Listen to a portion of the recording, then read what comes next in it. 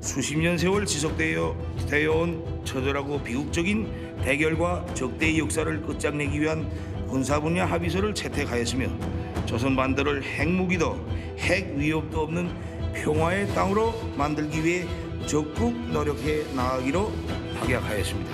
남과 북은 오늘 한반도 전 지역에서 전쟁을 일으킬 수 있는 모든 위험을 없애기로 합의했습니다.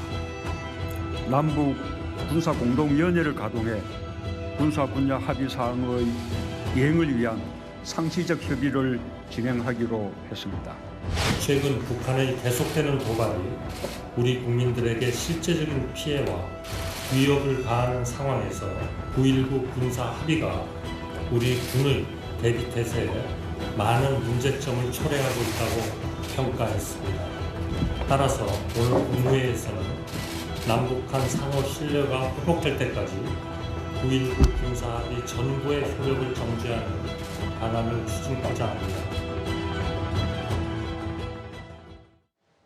이번 이야기부터는 북한 내부의 의도를 가장 정확하게 꿰뚫고 있는 분이죠. 태영호 전 국민의힘 의원과 함께 하겠습니다. 안녕하십니까, 의원님? 예, 어서 오십시오. 안녕하세요. 네. 예. 자, 남북 간 적대적 행위를 금지한 내용의 9.19 군사 합의의 효력을 정지시키는 내용의 안건이 오늘 국무회의를 통과했습니다. 이제 대통령 의결만 떨어지면, 재가만 떨어지면 이제 모든 군사 훈련에 대한 규제가 풀리게 됩니다.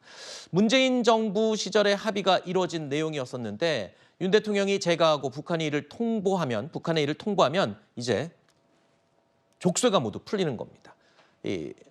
확성기 방송도 할 수 있고 군사훈련도 제한 없이 모두 하게 되는 겁니다. 북한의 오물풍선 살표에 대한 적절한 수준의 대응인지 여부가 궁금합니다. 어떻습니까, 의원님? 네, 우선 저는 일단 9.19 군사 합의에 대해서 이번에 윤석열 정부에서 효력 정지 카드를 꺼내들었는데요. 효력 정지와 전면 폐기는 다르다. 그래요? 예, 이걸 좀 제가 말씀드리겠습니다. 네. 이번에 우리 정부가 꺼내든 건 효력 정지 카드입니다. 네. 그런데요, 이 전면 효력 정지는 윤석열 정부가 아니라 문재인 정부 때 이미 했어야 합니다. 네. 왜냐면요, 9.19 군사 합의는 부속 합의서입니다. 다른 말로 말하면 4.27 판문점 선언과 9월 평양 공동선언을 이행하는 데서 있는 부속 합의거든요. 그런데 4.7 판문점 선언과 9월 공동선언의 가장 핵심은 북한 비핵화입니다. 그런데 네. 문재인 정부 때 벌써 김정은은요, 북한의 핵 개발을 하겠다고 선언하고 핵 및 미사일 개발을 계속해왔고 네. 그때 당시 남북연락사무소를 폭파하고 또 우리 소외 공무원을 사살하고 시신까지 불태는 이런 어마어마한 적대 행위를 했거든요. 네. 그래서 이미 그때 문재인 정부 때 북한을 향해서 이런 적대 행위를 계속하면 효력을 잠정적으로 중단할 수 있다라는 메시지를 보냈어야 되는데 그때 하지 않고 지금까지 와서 결국 이렇게 천여 개 달하는 네. 오물풍선이 휴전선을 넘어오는 이런 상황까지 됐기 때문에 저는 이번에 우리 정부가 아주 적절한 이 카드를 꺼내들었다 이렇게 네. 생각합니다. 근데 개인적으로는 이 정지보다는 완전히 폐기를 하는 게 맞다라고 생각을 하시는 거죠. 완전 폐기까지는 좀 더 우리가 지켜봐야 되고. 왜냐하면 이 9.19 군사 합의는 휴전선 일대에서 쌍방간의 군사적 충돌을 막기 위한 그렇죠. 완충 역할을 하는 겁니다. 그런데 지금 이번에 북한이 이 전단을 잠정 살포를 중단하겠다고 했기 때문에 네. 앞으로 북한의 추후 동향을 좀 더 지켜봐야 될 것 같습니다. 네. 네. 일단 북한은 이미 지난해 11월에 이 합의 파기를 전면 파기하기로 기습 선언을 했었습니다. 대한민국 것들은 북남 군사 분야 합의서를 파기한 책임에서 절대로 벗어날 수 없으며 반드시 혹독한 대가를 치러야 한다. 우리의 정찰위성 발사는 합법적이며 정당한 주권행사이다.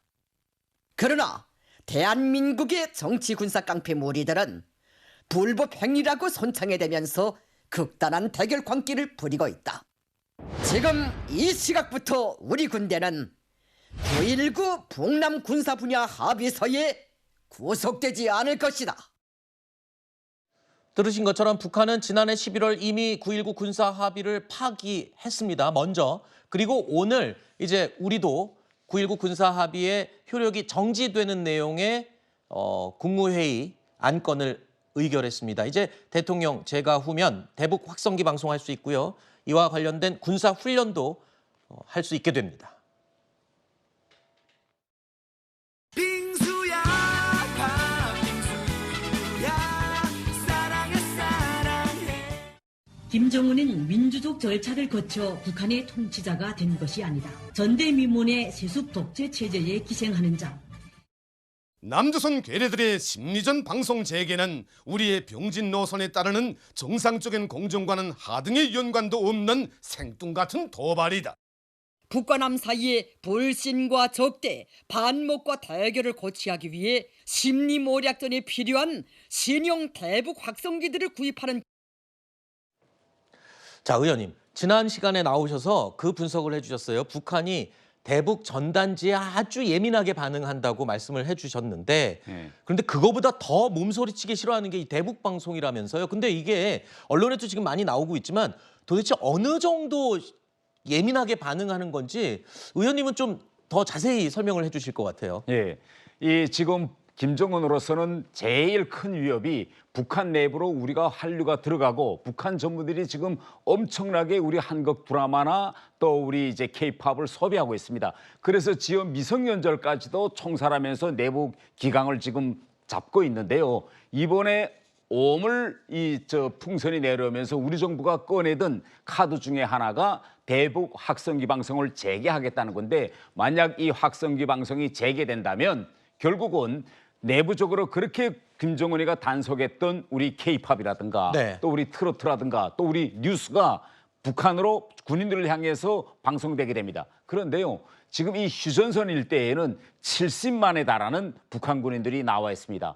그런데 여기에 있는 군인들은 지금 전기도 없고 신문도 별로 보지 못하고 해서 TV도 볼 수 없는 이런 열악한 환경에서 살고 있는데 저녁 같은 시간에 그들이 자려고 할 때 뭐 병실에는 에어컨도 없거든요. 문을 다 열어놓고 이렇게 자는데 우리 대북 확성기 방송이 울려나가면 잘 고요한 밤에는 30km까지 들어갑니다. 그러면 어허. 병실에 누워있을 때 고요한 밤 또 전업과에 나와 있을 때 보쳤을 때 그들이 듣는 뉴스 우리의 K-팝 귀에 쏙쏙 박히게 됩니다. 그런데 북한 군인은요 휴전선에 일단 나오면 10년을 거기서 복무합니다. 아하. 10년 동안을 한국 영화 뉴스 이걸 계속 듣다가 그들이 제대돼서 고향으로 돌아가면 북한 군인이 아니라 완전히 한국화된 그런 군인으로 고향에 돌아가고 있기 때문입니다. 그래서 이거는 네. 심리전 차원을 넘어서 북한 체제의 근간을 흔드는 그런 대단히 이제 위협적인 이런 요인을 가지고 있는 거죠. 의원님 설명 들으니까 이제 좀 제대로 와닿습니다. 네. 지금 70만 북한 젊은 병사들이 10대, 20대죠. 10대, 20대 70만 북한 병사들이 휴전선 일대에 지금 머물고 있는데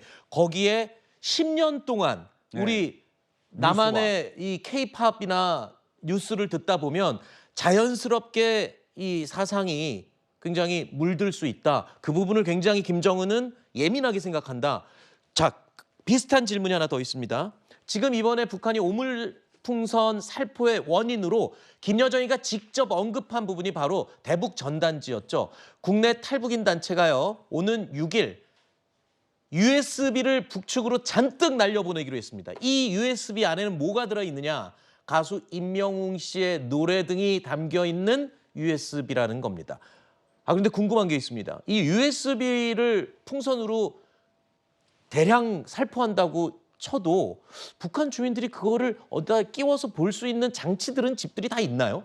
최근 지난 10년 동안에 북한에서도 장마당이라는 게 생겨가지고 네. 그걸 통해서 이 우리 데스크톱과 같은 그런 큰 컴퓨터든지 노트북과 같은 이런 웬만한 IT 장비는 다 되어 있습니다. 아, 그래요? 그래서 USB만 들여다보면 그들이 볼 수 있고요. 또 북한은 전기 사전이 너무 열악하기 때문에 전역에 전기가 제대로 보급되지 않습니다. 그런데 이 노트북 같은 거는 충전했다가 가서 USB를 끼고 밤새 볼 수 있는 이런 이제 가능성이 있고요. 지금 탈북 이제 단체에서는 USB를 보내겠다고 있는데 그에 앞서서 북한 주민들이 전단이 날아왔다라는 소식을 들으면 제일 관심을 가지는 것이 바로 그 전단 안에 있는 미국 달러, 지폐라든지 네. 약이라든지 아니면 어린애들이 즉시 소비할 수 있는 간식 이렇게 그들이 일상과 더 접근할 수 있는 이런 데 북한 주민들은 더 큰 관심을 가지고 있죠. 사탕이나 초코파이도 보낸다는 얘기는 저도 전에 네. 들었습니다만 방금 말씀하신 걸 들어보면 상비약도 거기 풍선에 넣어서 우리가 보내기도 합니까? 뭐 왜냐하면 진통제라든지 해열제, 설사약 이런 거는